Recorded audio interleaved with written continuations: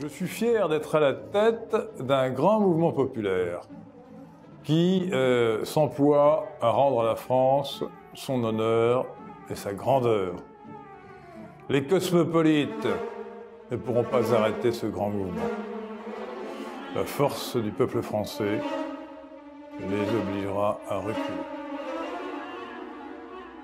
Chers amis, le 23 mars 2019, nous avons appris une grande nouvelle, une heureuse nouvelle, la fin de l'État islamique, Daesh comme on dit en arabe, par la prise du village de Baghouz, où était le dernier réduit de cette organisation.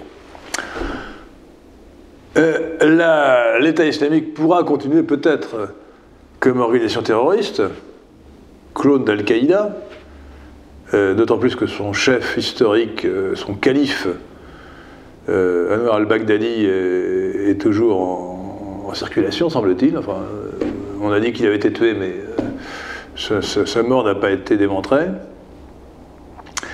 Et c'est l'occasion de s'interroger sur ce phénomène extraordinaire que représente dans l'histoire ce fameux État islamique. Quelle est son origine? Elle est complexe et douteuse. L'État islamique, c'est une scission d'Al-Qaïda, le mouvement de Ben Laden. Scission due non pas à des questions de personnes principalement, mais à des questions stratégiques. La première question stratégique qui les opposait, c'était de savoir s'il fallait créer une assise territoriale ou non.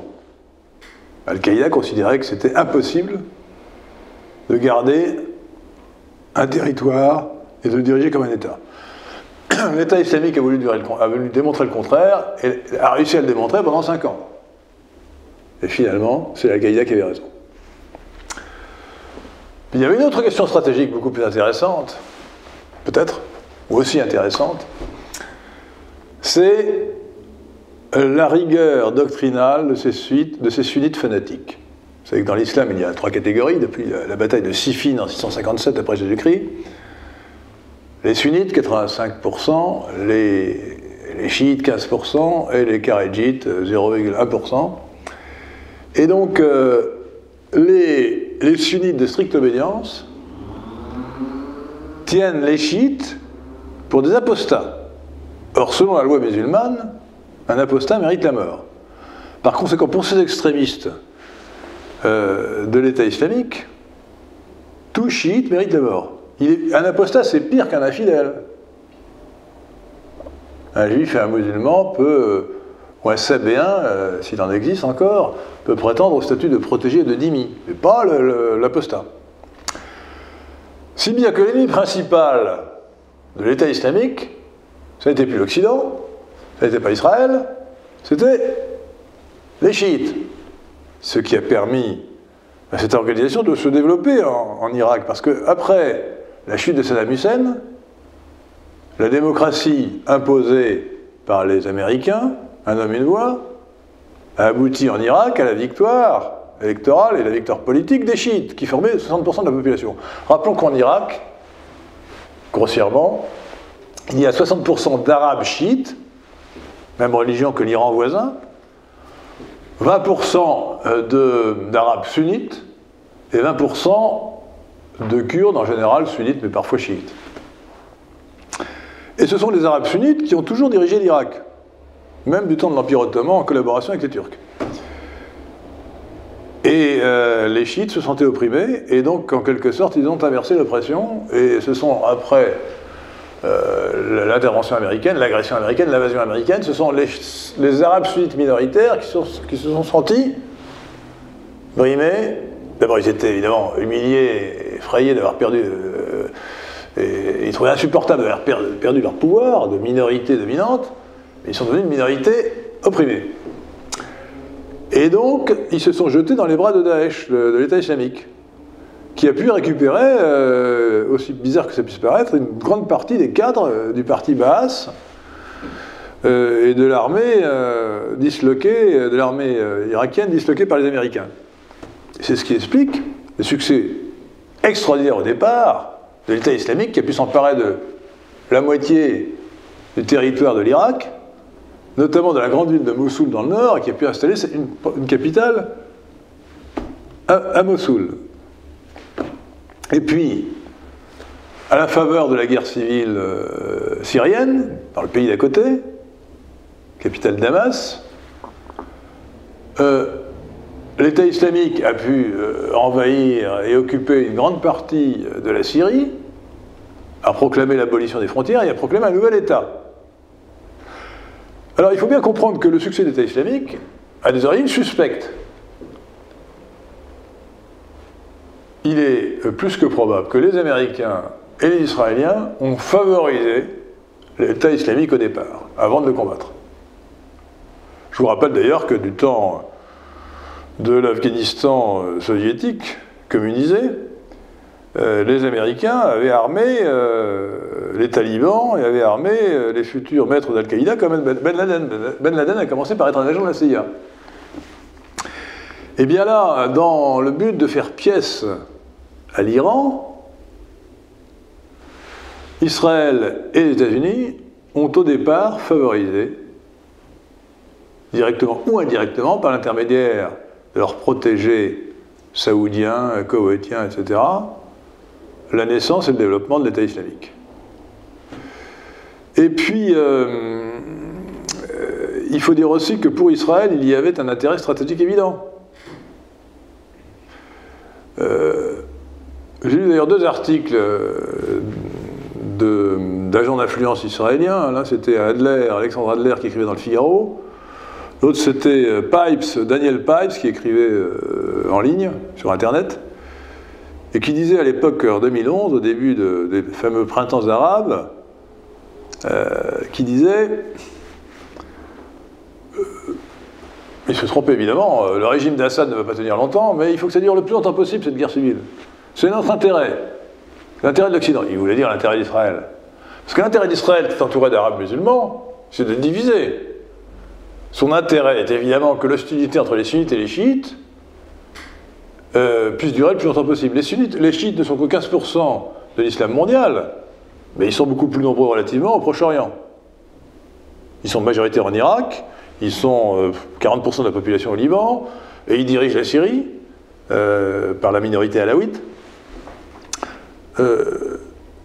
Donc l'intérêt des Israéliens, c'était d'attiser la haine entre les chiites et les sunnites. Et pour cela, l'aubaine, c'était l'apparition de l'État islamique. De l'État islamique avec al-Baghdadi qui considérait que les chiites c'était les pires ennemis. Idéal pour Israël. Et alors les succès initiaux de l'État islamique ont été extraordinaires. Je crois qu'il n'y a pas d'expérience dans l'histoire. Je ne connais guère que l'expérience au IXe siècle des Karmates, secte ismaélienne qui a créé un État ex nihilo au bord du Golfe Persique. Mais al-Baghdadi et son mouvement ont réussi à créer un véritable État qui a duré 5 ans, ex nihilo, avec son administration, ses impôts, sa juridiction, etc., qui a régné sur la moitié de l'Irak et 40% de la Syrie pendant 5 ans. C'est extraordinaire. Donc ce al-Baghdadi est un génie du mal si vous voulez, mais un génie. C'est créer un État ex nihilo, vous vous rendez compte de ce que ça représente? C'est inouï. Et d'ailleurs, ils ont bénéficié, quand je disais la complicité des Américains, ils ont financé leur développement par le pétrole. Et s'ils finançaient leur développement par le pétrole, c'est qu'ils pouvaient non seulement l'exploiter, mais ils pouvaient l'exporter. Et l'exporter par où? Par la Turquie, donc la Turquie les laissait faire. Et puis ces colonnes de camions qui transportaient le pétrole, il aurait été facile aux avions américains de les détruire.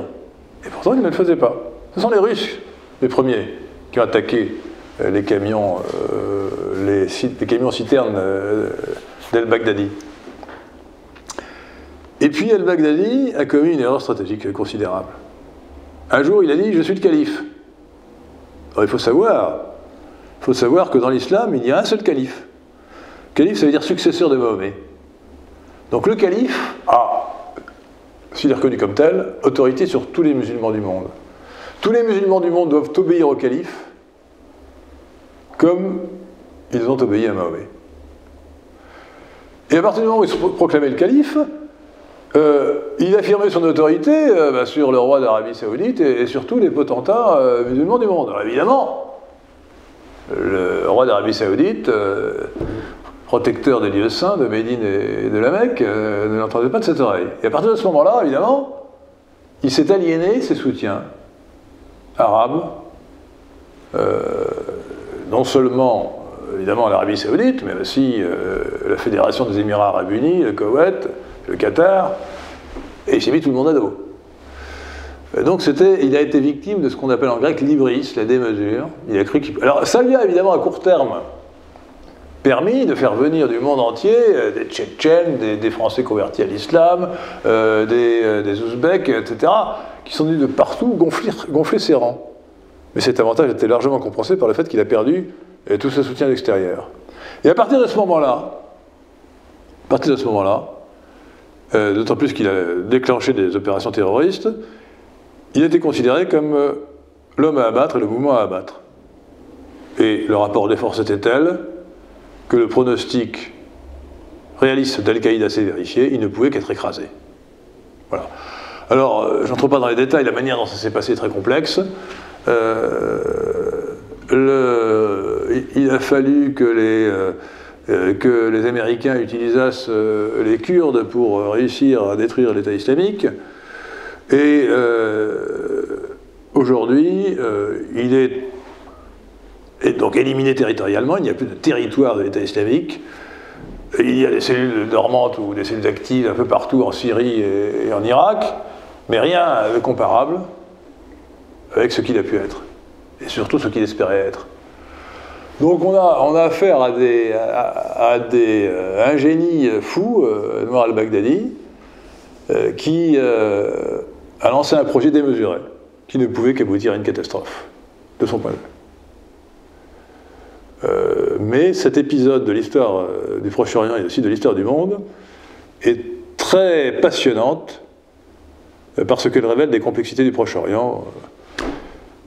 Le Proche-Orient compliqué, comme chacun sait.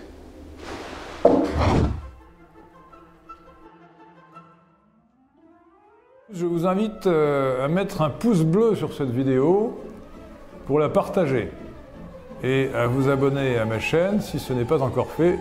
Je compte sur vous.